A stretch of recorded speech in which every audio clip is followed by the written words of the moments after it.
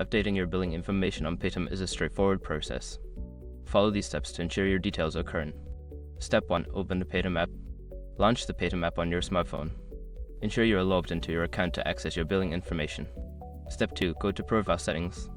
Tap on your profile icon or the account section, usually located at the top right corner of the app.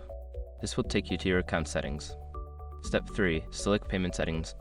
In the Account Settings menu, look for the Payment Settings option. Click on it to access your payment methods and billing information. Step 4. Update Billing Information. Find the section labeled Billing Information or /update billing address. Enter your new billing details, ensuring all information is accurate and up to date. Step 5. Save Changes. After entering your new billing information, look for a Save or Update button at the bottom of the screen. Click it to confirm and save your changes.